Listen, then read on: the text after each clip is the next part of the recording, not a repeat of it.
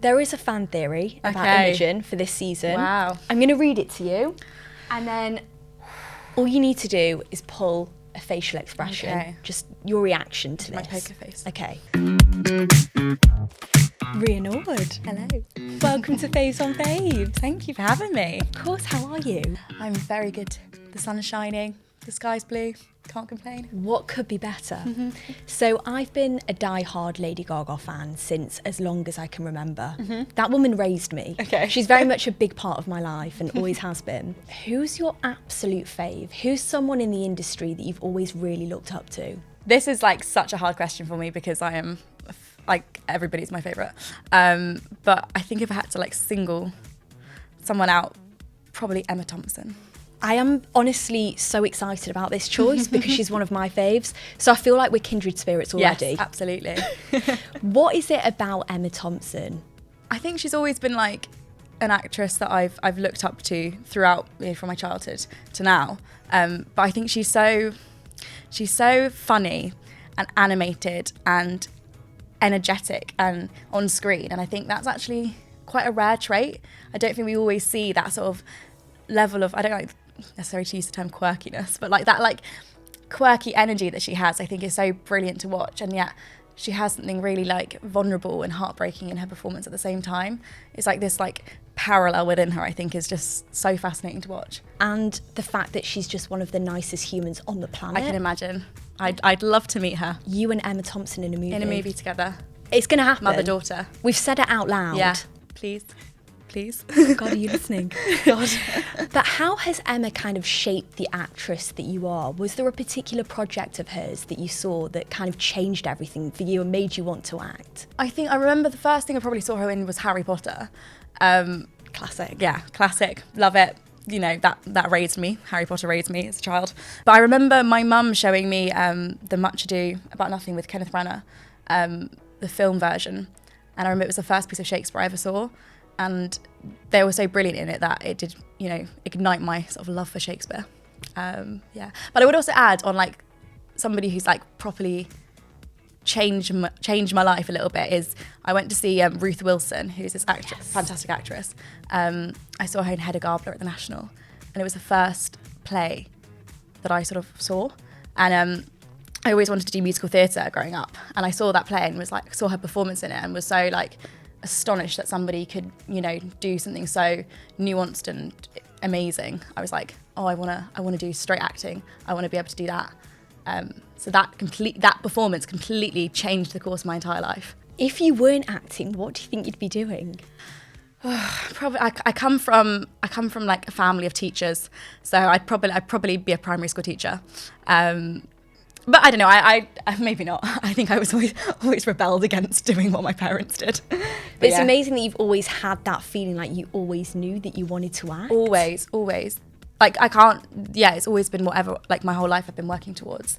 I'm somebody that like I live to work as opposed to work to live, yeah. And here we are, like you're doing it and you're killing the game. It's crazy, I feel very, very fortunate, like it is such a privilege to be able to dream of being an actor.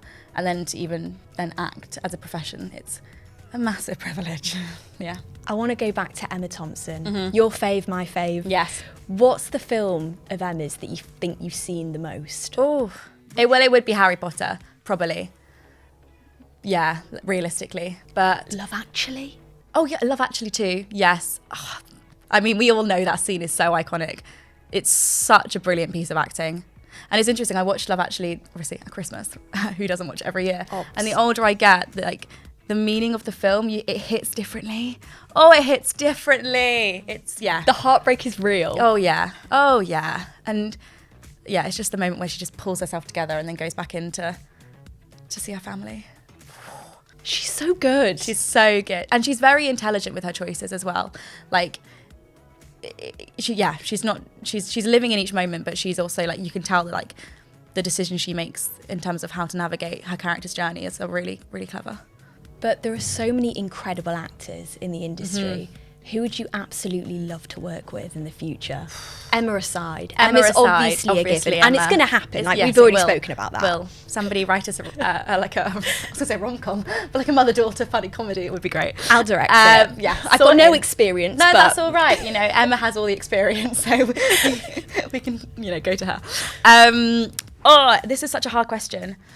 I would like to work with Josh O'Connor. I think he is fantastic, and I know his process as an actor is so detailed.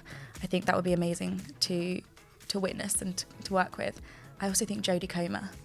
I think she is probably one of the greatest actors ever. I think she's phenomenal, and I think working with her would be so much fun. She seems like a good laugh. Yeah, I've got a bit of a crush on her. Oh, yeah. I'm not going to lie. Of course, absolutely. Who doesn't? Obviously, we're hearing all about your faves. Mm-hmm. So I've got to ask, who is your favourite character in Heartstopper? Well, besides Imogen, no, I really like Tori. I think Jenny does an amazing job. I think she's funny. I think she's the opposite of me as a person as well. She's so like held and sarcastic, and I think that's a really brilliant thing to watch. Who would you say that you're most similar to? Because we were talking before, you were saying that you and Imogen aren't similar. Obviously there's aspects of you, but you're different. Yeah, 100%. Yeah, I definitely obviously you bring yourself, so much of yourself to a character, but they're fundamentally like actions and choice wise and, you know, personality, we are different. I think probably I would say I'm quite similar to Mr. Ajayi, the teacher. And Fizz is such a lovely man who plays him. Yeah, I'd say probably the teacher. Maybe, again, it's coming back to my teaching roots. Oh, no. I mean, the impact it's had on young people has been absolutely incredible. How does it feel to be that person for so many young people, in the sense that people are looking up to you, you're people's fave? It's so weird because I don't really consider that to be my, you know, you can't think of yourself as that necessarily. Maybe you can, I don't. And I think also because Imogen isn't, I guess she does mean things to people, but she largely in season 1 she represents, you know, the sort of dramatic sort of conflict, I guess, for Nick and Charlie. I think there's a responsibility, and I just want to be putting out an authentic version of myself, I guess, is that? Yeah. Is there something that someone's said to you that's been, you know, that's really stayed with you and had such an impact on you? Gosh, I don't know. I do. Most of my fan interactions consist of being called an ally. She's our favourite ally, that kind of thing. There was one person who we saw, and she clocked us and burst into tears. So that was quite an intense moment. Because, like I say, it's weird to like that level of emotion is attached to something that I'm involved in. That's really special that people feel so moved by the work that you do. That's what you want to do as an actor, isn't it? You want to move people. Do you get used to that? I guess. I don't know if you ever can, really. I think you can detach yourself from it a little bit. I think that it would be a funny thing to have to your ego if you were to sort of put it all on you and, I don't know, make it about you and stuff like that. I think that's an unhealthy relationship with it. So I detach. Maybe that's a bad relationship to it too, but I don't know. No, keep it humble. Oh God, yeah. No one wants to be that person. No. Also, like, we're not saving lives. Well, I guess we are. Well, no, we're not. But sort like, of with this show. There with this show, it is. Yeah, it is. But like, I think it's also. I know actors that can, you know, get a bit above themselves and, you know, have got a big ego, and you have to sort of ground yourself and going, you're so privileged to be doing something you love. It doesn't mean it's not hard work, and it doesn't mean you don't, you know, deserve a recognition, but it is. You're not a doctor, you know. Yeah. This is why you have great taste, by the way, because Emma Thompson is not that person. Yes. I mean, will tell she you is that. like the ultimate goal. I just, if I can be half of what she is, that would be the dream. Are you the kind of person that just will fangirl? Yes. I love that. I love the honesty. Better though. I'm getting better. The more I meet people and work with people, the more I'm like, I actually professionally need to hold myself together. Because I am a fangirl at heart. Yeah. This is why I couldn't be an actress. I know I interview actors, but do you not have that? Kind of after. Okay. You know what I mean? but it would be a bit dangerous for me on set. I'd fangirl too hard. Yeah. Thank God I didn't actually have any scenes with Olivia Colman. Because Can we just take a moment to please appreciate Olivia Colman? Yes, please. Yes, the universe. And what an angel she is Yeah. in Heartstopper as well. Oh, she's so... I think she came in for like 1 or 2 days for season 1, and she goes and wins the Children's Emmy and gives like the most like heartbreaking, beautiful performance. And I'm like, this lady is a goddess. I can't not ask you about season 2 of Heartstopper because one, I'm desperate to know, and two, a lot of people will come for me if I don't ask. What's something that you can tell me, if anything? Ooh. So I can say that I think the series as a whole, it matures from season 1. It still retains that really like beautiful, wholesome feeling that we have in the first season, but I think the themes mature. We get to go to Paris on a school trip, and you will see all the sights of Paris, which was very cool to film because I'd never been to Paris. You must have had the best time. It was amazing. It was a very intense. We were there for a week, so it was an intense filming week. But yes, I mean, we went to all the tourist places you could possibly imagine, which was like free tour of Paris, basically. Living the dream. Literally, it was a pinch me moment, standing on the Champs-Élysées going, I'm filming here. And also, like, with that group of people, do you feel like you've made friends for life now? Yeah, 100%. I think we're all bonded by this shared experience of doing Heartstopper and like what it means to us as individuals and what it means, you know, to other people, and you know, being involved in a project like that, you can't help but have like a connection on that level. So yeah. Is there a big Heartstopper group chat? Oh yeah. Who's the most active member? That's I don't know. Maybe Kiz. I'd love to know. It's definitely not me. I'm terrible on a group chat. Unless like I am the admin and I've created the group chat, I will not be putting anything on the group chat.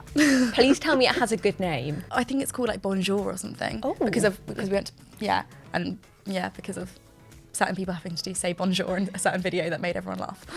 There is a fan theory about Imogen for this season. Wow. I'm going to read it to you. All you need to do is pull a facial expression, just your reaction to this. My poker face. Okay. Imogen liked Nick because he was the only one in their friendship group to make her feel truly comfortable, but she didn't know that's what it was, so she assumed it was a crush, and in season 2 she will realise she likes girls. Ooh. My facial expression is, I can't say anything. I love the eyes. We'll do that. We'll move on. You're only just at the start of your career. There's so much exciting stuff coming up. What's on the acting bucket list? What would you love to tick off in the future? So much. Like, there is so much I want to do. I'm not interested in playing other iterations of Imogen anymore. Like, I want to do other characters. I'd love to do a Jane Austen, like any period drama. I've always wanted to do that. And I'd love to do some Shakespeare. And also, you know, I'm very fascinated by female rage. And so if playing a character that sort of touches on that, like Hedda Gabler or that kind of thing, would be ultimate dream. Quite classic. Yeah, I do. I do like the classics. I think because when I started, you know, my interest in sort of acting, those were the things that that's what you'd get taught at school, and those are the things you sort of initially have on your bucket list. So I've held on to those. But hey, new material too, obviously. So are you interested in theatre as well? I feel like a lot of the things that you've said are quite theatrical. Yeah, 100%. I love theatre. That was always my passion. I never really envisioned myself doing much screen acting. I've fallen completely in love with it, and I really love film and TV work. But I love theatre too. There is that, you can't beat that kind of live buzz that you get from an audience and doing the whole journey through in one go.